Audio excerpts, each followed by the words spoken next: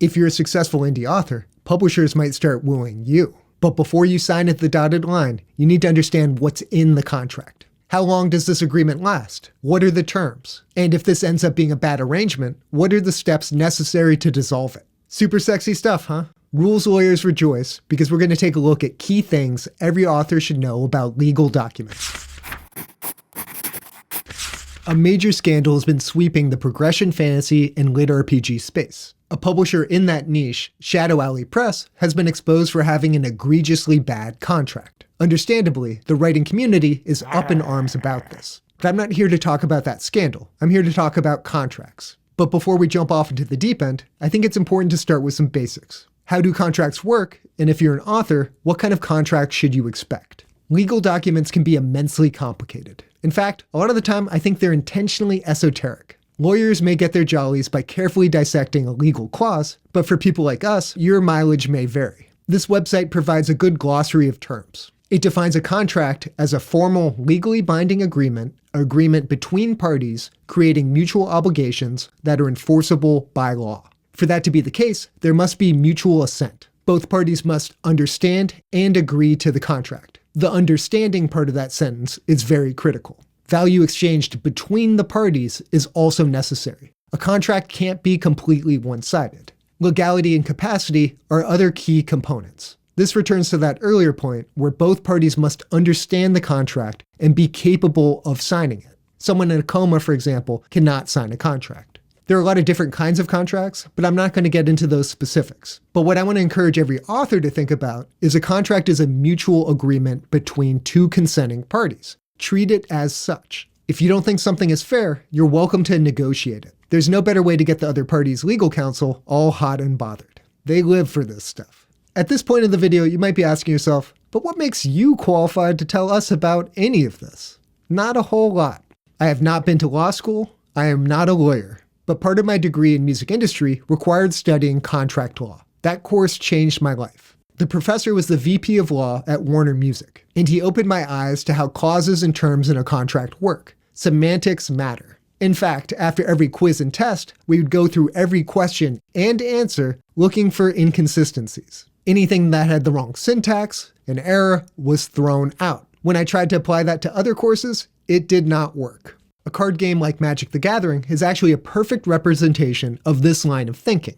Maybe you've played against someone who created some kind of obscure infinite loop. All of a sudden they have 2,000 tokens and you have no chance of winning. It's a bit like an arms race. Lawyers look at contracts, scrutinize them, and try to find loopholes. And on the flip side, you have legal counsel trying to prevent any loopholes from possibly existing. That's why the language used in these contracts, legalese, starts to become almost gibberish. They're trying to cover the bases for all examples in this universe and all hereto undiscovered universes. If you think that was a joke, that's actually language used in many contracts. Here's a quick personal example of using these contract negotiation skills in practice. Back in 2020, my landlord was negligent. Some workers they hired broke the parking gate, which led to a lapse in security, and my bike was stolen. I filed a police report and demanded compensation. After jerking me around for a month, they agreed to pay me. But they wanted me to sign a contract. Here's what that contract looked like. The releaser, me, herein subscribed, discharges the releasee, them,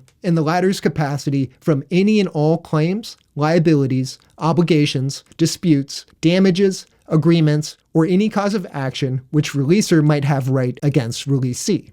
Notice that doesn't mention the bike at all or limit the scope of that statement. I amended this contract by writing in for the stolen bicycle and wheel and cross-confirmed that they received that change. Had I not done that, I would have signed away all liability to them in perpetuity for $400 and something. Given the context, it's unlikely that that would hold up in court, but I don't want to take that risk. The rest of the contract's pretty standard legalese mumbo-jumbo. Even though they're paying me for the bike, that's not an admission of guilt. I can't pursue this issue any further. None of my heirs or successors can pursue this issue.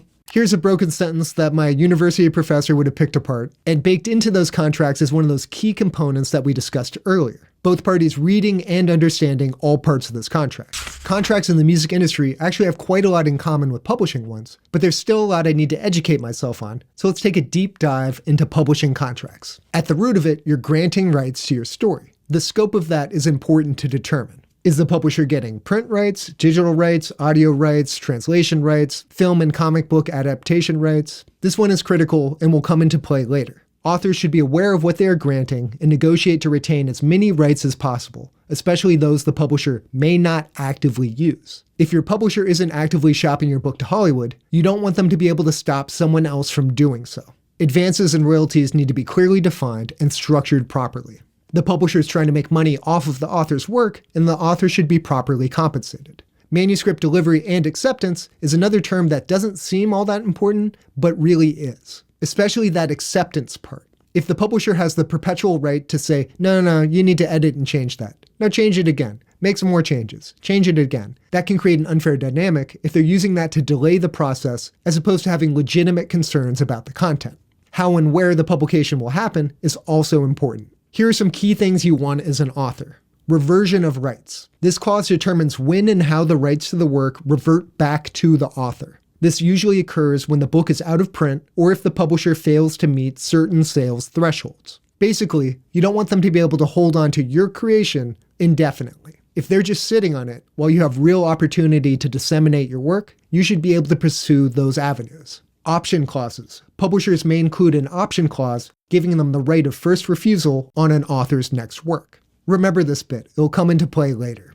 A non-compete clause is something that sounds simple, but can cause problems. If the language is too broad, any other book by the author could be construed as competition. Last but not least, there needs to be a way to terminate this agreement. Some justifications for that would be breaches of contract, failure to meet deadlines, or financial insolvency. This article wraps up with some good advice. Seek legal counsel if you need it, understand the terms, and know your worth.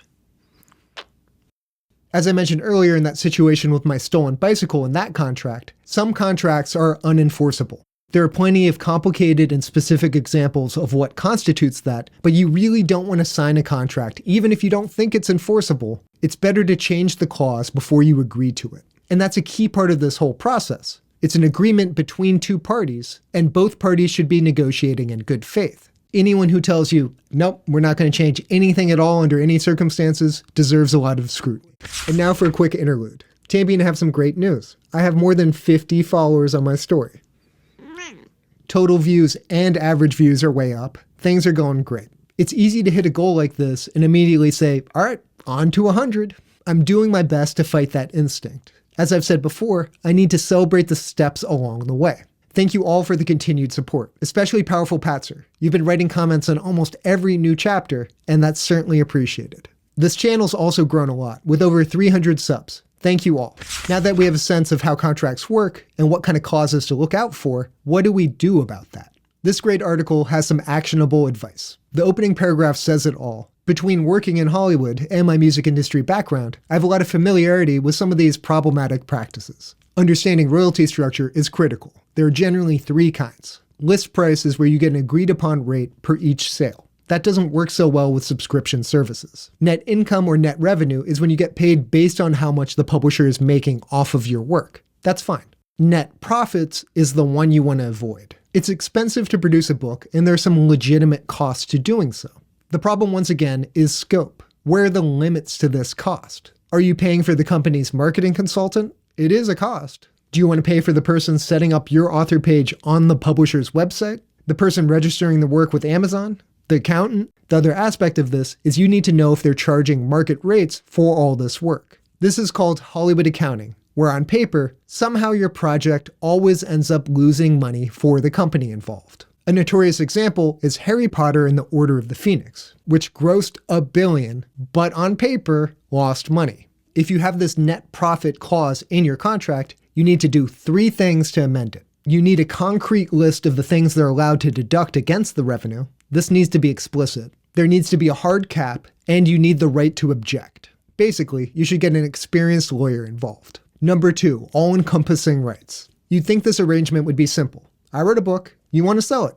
Great. Where this becomes a problem is when the publisher wants the rights to all adaptations to your work. If they're not going to act on those opportunities, they shouldn't be squatting on the rights. The same is true with translations, audiobooks, and future books in the series, unless they're optioning those rights. To prevent this practice, you need to include a use it or lose it component to the contract. There are too many considerations and specifics to go into greater detail here, but basically, if a publisher isn't exercising a specific right, and you create an opportunity to do so elsewhere, at most give them 90 days to reach a decision about it. Otherwise, you should be able to go off and pursue that opportunity. Number 3, onerous warranty and indemnity clauses. Indemnity is just a fancy way of saying they bear no legal responsibility for anything that you're doing. The part of this that relates to later contracts are disparaging clauses. I'll go into greater detail later. Number 4, there needs to be a reversion clause. In the past, whether a book was in print was a way to determine if the rights were being exercised. That's no longer the case, because how would that work with digital releases? The way to fix this is a clause reverting the rights for publication in a given format to the author after 6 months of the work not being generally available in that format. That's enough time for a publisher to fix any problems that came up and got the book yanked from, say, Amazon, while still preserving the fundamental nature of the deal. The publisher gets to publish the work. Number 5, overly controlling secrecy clauses. I guess that point I made earlier about the other contracts applies more here. Publishers have a vested interest in keeping authors hush-hush about the specifics of their deal. It gives them better leverage. That may not be ideal, but it's understandable. But what's unjustifiable are things like a ban on discussing the technical, non-financial terms of your contract, and your secrecy clause should not prevent you from getting appropriate legal counsel. The way to fix this is confidentiality clauses should apply only to trade secrets, private communications, and anything directly related to how much money is exchanging hands. Confidentiality should apply only to matters that haven't already entered the public domain to no fault of the party in question, and confidentiality should be reciprocal. I love this last bit of advice. When you're doing business, you should do so in a professional manner and with attention to detail. And that means that your contracts should be negotiated as one professional to another. That ties back with a theme of mutually beneficial agreements. Both parties should be satisfied with the terms. Articles like this from Victoria Strauss go into greater detail about other red flags to watch out for. But I want to get into specifics, so I want to take a look at 2 contracts that have caused uproar in the publishing space. Let's start off with Shadowlight Press. Right off the bat, this agreement includes the characters, settings, storylines, and IP of the universe, including all subsequent books in the series, any works set in the same fictional universe, and any adaptations or reimaginings in any format now known or later developed. What? That is incredibly bad for the author. If that wasn't bad enough, you then give the exclusive, irrevocable license to publish, reproduce, distribute, sell, adapt, modify, publicly display, publicly deform, and otherwise exploit the work, which is everything in your universe, in addition to including all rights to merchandise and adaptations. This publisher can package and resell those rights to anyone they choose. The term of 10 years isn't great, but it's not really outrageous.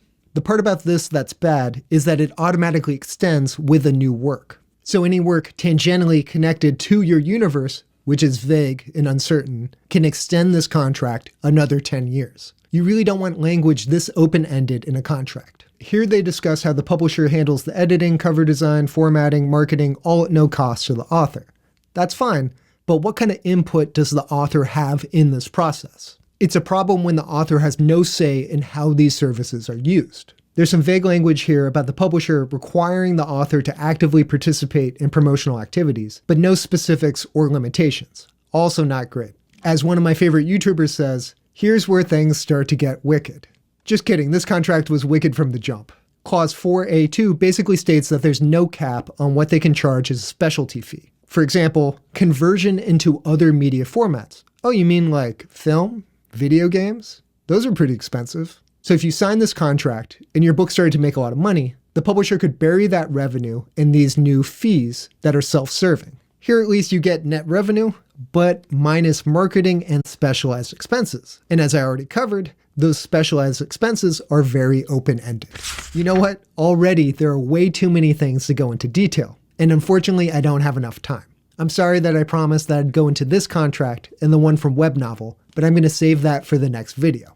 I think truly understanding these terms is going to be invaluable for authors, and I want to spend the appropriate amount of time doing so. Tamby and I will see you next time, and hope you enjoy the holiday season. Happy New Year.